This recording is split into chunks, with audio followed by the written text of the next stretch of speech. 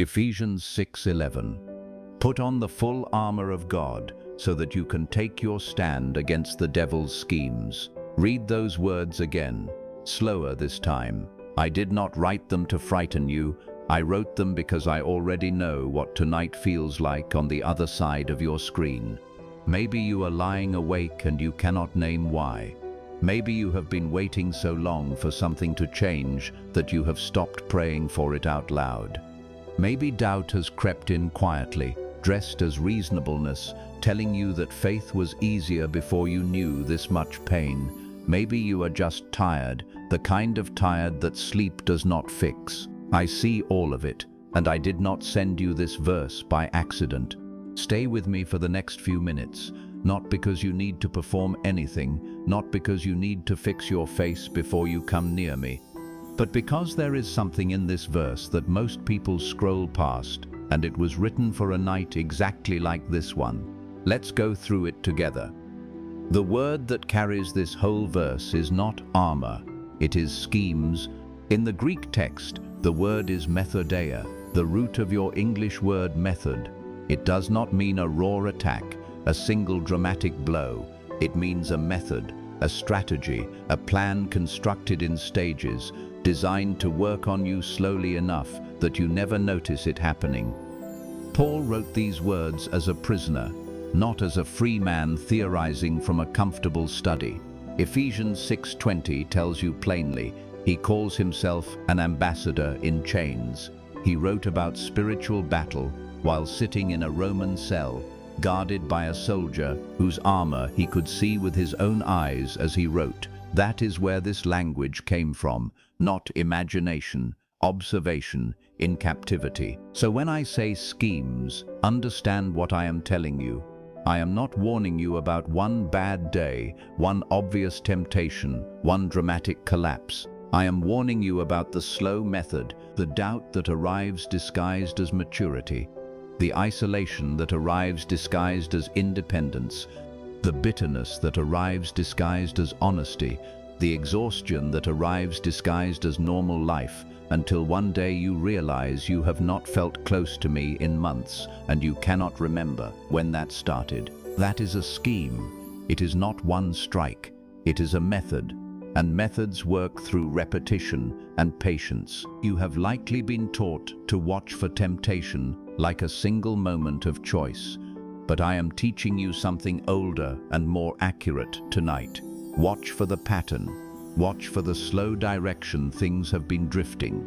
Watch for what has quietly become normal that would have alarmed you a year ago. I am not naming this to make you afraid of shadows. I am naming it so you finally understand why you have felt so tired fighting something you could never quite locate. You were not losing your mind. You were standing in the middle of a method and no one had told you its name. Now you know its name. Keep listening, because knowing the name is only the beginning. Read the verse one more time and notice the verb I chose. Put on. Not receive, not wait for, not hope for. Put on. This is the condition most people miss entirely, because it is easier to imagine protection as something that simply falls on you the moment you believe. But that is not what I said. I said put it on.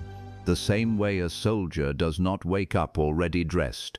He rises and he dresses himself, piece by piece, before the day requires it of him. Here is the misreading I want to correct gently tonight, because I know how heavy it has sat on you. You have likely believed that if you were struggling, if the attacks kept landing, if you kept feeling exposed, it meant your faith was too weak, or I had stepped back from you. That is not what this verse teaches. This verse assumes struggle. It was written to people already in the fight, not to people who had failed to avoid one. The armor is not proof that trouble has stopped coming near you. The armor is what you put on, because trouble is already near you. Paul is not describing a reward for the strong. He is describing a responsibility for the ordinary, for tired people, for uncertain people, for people exactly like you tonight. So I am not asking why you have not defeated everything yet. I am asking whether you have picked the pieces up today. That is a very different question, and it is a far kinder one. You do not need to arrive at this verse already victorious. You need to arrive willing to dress yourself in what I have already provided. The provision is finished. The putting on is your part, and it is a part you can begin the moment this video ends, not someday, not once you feel stronger, but now, while you still feel exactly as unsteady as you do right now. Here is a lie I want to dismantle before you close this video. The belief that I only equip people once they have their life in order. You may have absorbed that idea without ever hearing anyone say it directly. The sense that armor, strength, standing firm, these are for the Christian who has already figured things out. That you will qualify for this verse later, after the relationship is repaired, after the diagnosis improves, after the finances stabilize, after you stop feeling the way you feel tonight. Paul did not write this from a place of having his life in order. He wrote it from a cell, chained, uncertain of his own outcome, dictating a letter about standing firm while physically unable to stand and walk anywhere he chose. If the armor was only for people with settled lives, this verse would never have existed, because the man who wrote it had nothing settled about his circumstances. So hear me clearly. This verse is not waiting for your mess to clear before it applies to you. It was written in the middle of someone else's mess and addressed to you in the middle of yours. The schemes you are facing right now, the doubt, the exhaustion, the isolation, the fear, are not evidence that you missed your window with me. They are the exact terrain this verse was written for. I did not say, put on the full armor of God once your circumstances improve. I said, put it on so that you can stand, present tense, current tense, tonight tense. You do not need to wait until Sunday. You do not need to wait until you feel forgiven for whatever kept you from praying last week. You do not need to wait until your voice stops shaking when you talk to me. The armor was never contingent on your readiness. It was only ever contingent on your willingness to put it on, mid-mess, exactly where you are sitting right now. I am not going to leave you with an idea. I want to give you something to actually do. Ephesians 6:14 through 17 names the pieces: truth, righteousness, the readiness that comes from the gospel of peace, faith, salvation, and the word of God.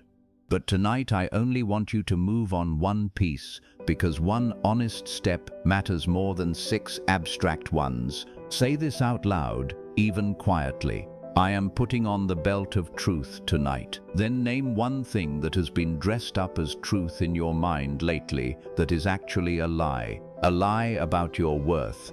A lie about whether I am near. A lie about whether it is too late for you. Naming it out loud is the putting on. That is not a metaphor tonight. That is the action. Look at what Jesus did in Matthew 4:4 when he was tested in the wilderness, hungry and alone. He did not argue with the enemy using his own reasoning. He answered with what was written. It is written, "Man shall not live on bread alone, but on every word that comes from the mouth of God." That is the sword Ephesians 6:17 calls the Word of God. You are not unarmed tonight. You have access to the same weapon he used. So here is your action step, spoken directly from me to you. Before you sleep tonight, say one true thing out loud that contradicts the lie you have been carrying. Not a vague affirmation, one specific truth tied to my word, spoken with your own voice in your own room.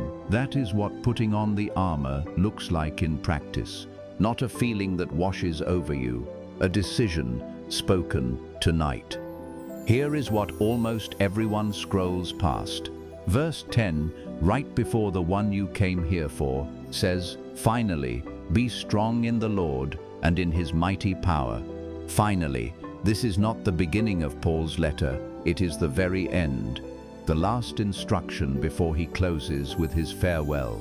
Everything he taught about grace, unity, and love throughout this entire letter, he saves this instruction for last, as if to say everything else I've told you matters, but you will need this to keep standing in it. And notice what comes right after the armor list. In verse 18, Paul does not end with a weapon. He ends with this: and pray in the Spirit on all occasions with all kinds of prayers and requests. The final piece is not steel, it is prayer. After naming truth, righteousness, peace, faith, salvation, and the word, the very last thing he tells you to do is talk to me. That is the part most people miss. The armor was never meant to make you self-sufficient. It was meant to keep you standing long enough to keep talking to me. That is what all of this was for, not independence, but nearness.